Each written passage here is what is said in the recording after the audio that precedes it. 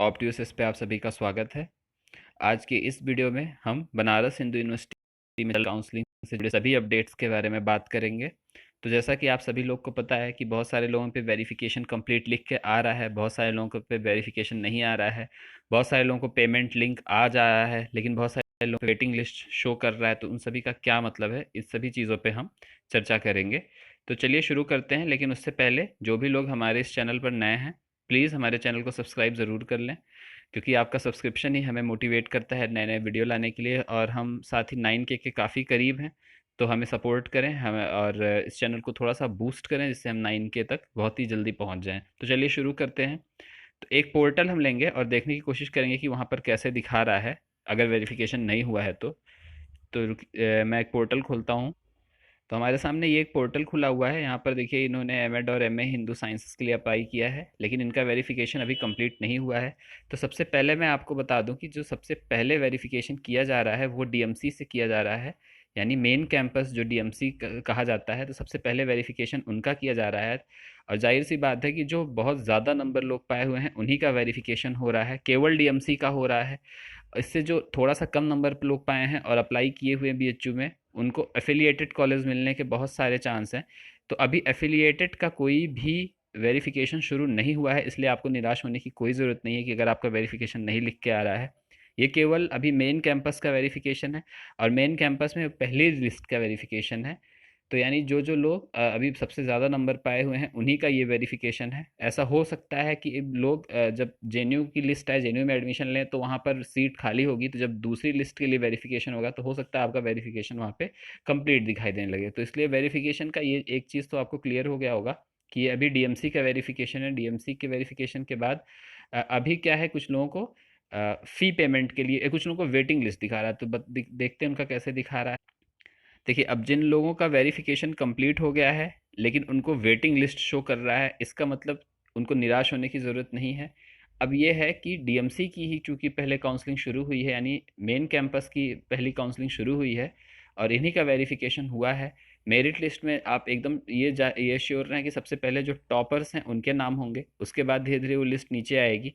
इनमें से बहुत सारे लोग जेएनयू को जाएंगे, बहुत सारे लोग जेएनयू में एडमिशन लेने के लिए जाएंगे, तो ये सीटें खाली होंगी। तो जो वेटिंग लिस्ट अभी जिनका लिख के आया है, यानी इनका मेन कैंपस में वेटिंग लिस्ट है, तो उनको निराश होने की बिल्कुल भी ज़रूरत नहीं है। क्योंकि जैसे ही ये लोग जेएनयू में एडमिशन लेंगे, जेएनयू का, और यहाँ पर सीट वैकेंट करेंगे, तो जो सेकेंड लिस्ट आएगी बीएचयू की, उसमें इनका waiting list most probably confirm हो जाएगा। नहीं होगा तो एफिलिएटेड जैसे ही आएगा या पेड सीट आएगा वहाँ पर आपको शो करने लगेगा। वो कैसे करेगा ये भी हम आपको बताएंगे, लेकिन उनको निराश होने की कतई कोई ज़रूरत नहीं है, जो भी वेटिंग लिस्ट जिनका शो कर रहा है। क्योंकि अभी जेएनयू के लिए लोग जाएंगे और यहाँ पर सीट खाली होएगी, तो जैसे ही सेकंड राउंड शुरू होगा बीएचयू में, आपको मोस्ट प्रोबेबली आपकी वेटिंग लिस्ट ओवर हो जाएगी और आपको सीट मिलने की पूरी संभावना वहाँ पर जताई जाएगी। तो आपको फ़ी पेमेंट करने का कैसे दिखाएगा ये भी मैं बता देता हूँ।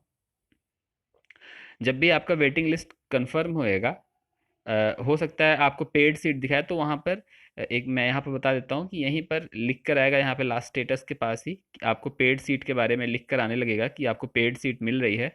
सबसे पहले जो काउंसलिंग होती है वो आप सभी लोग जानते हैं डीएमसी की होती है, जो रेगुलर सीट्स हैं। रेगुलर के बाद आपकी पेड सीट की काउंसलिंग होएगी। जैसे ही रेगुलर ओवर होएगी, आपकी पेड सीट यहाँ पर आपको लिख के आने लगेगा कि आपको पेड सीट मिल रही है।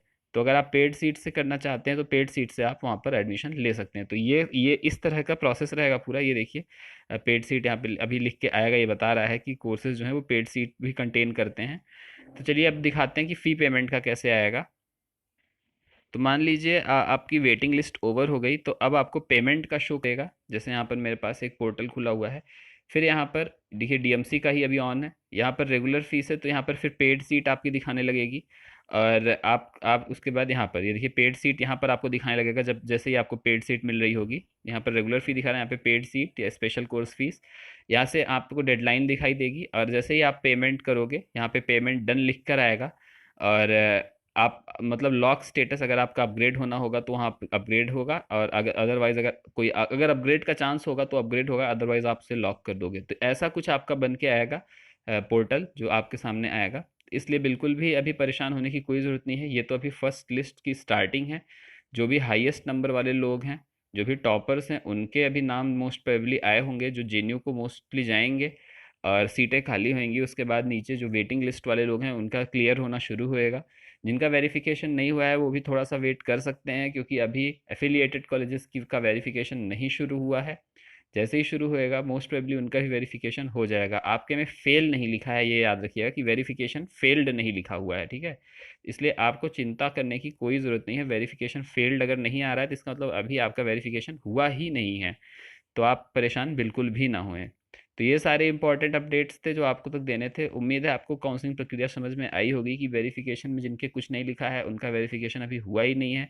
वेरिफिकेशन हुआ सिर्फ उनका है जो डीएमसी के लिए थे, यानी जो टॉपर्स थे, और उनके में वेरिफिकेशन लिख के आ रहा है। इसलिए वेरिफिकेशन का ये पहली चीज़ क्लियर हो गई। वेटिंग लिस्ट का ये मैं ये बता दूं कि सबसे पहले जो टॉपर्स हैं उन्हीं की लिस्ट आई हुई है, उन्हीं को क्लियर सीटें मिली हुई हैं। जिनको भी सीट नहीं मिली, जिनका नाम वेटिंग में है, वो बिल्कुल भी निराश नहीं हुए, क्योंकि बहुत सारे टॉपर्स अब जेएनयू जाएंगे और सीट खाली होगी। जो सेकंड राउंड आएगा वहाँ पर आपको रेगुलर फ़ी के अंतर्गत या फिर पेड सीट के अंतर्गत यहाँ पर आपको शो करने लगेगा, आपको इस तरह से दिखाने लगेगा और आपको सीटें यहाँ पर मिल जाएगी। उसके बाद एफिलिएटेड आता है, तो अगर वहाँ भी मान लीजिए किसी कारणवश आपको डीएमसी में नहीं मिलता है तो आपको एफिलिएटेड में ज़रूर मिल जाएगा, जैसे ही एफिलिएटेड के लिए वेरिफिकेशन और काउंसलिंग शुरू होएगी। तो वेरिफिकेशन जैसे शुरू होएगा, एफिलिएटेड के लिए जो भी एलिजिबल रहेंगे उनके वेरिफिकेशन में वहाँ पर मतलब वेरिफिकेशन पे लिख के आने लगेगा वेरीफाइड, जो भी नहीं लिख के आ रहा है। तो इसलिए बिल्कुल भी परेशान होने की ज़रूरत नहीं है।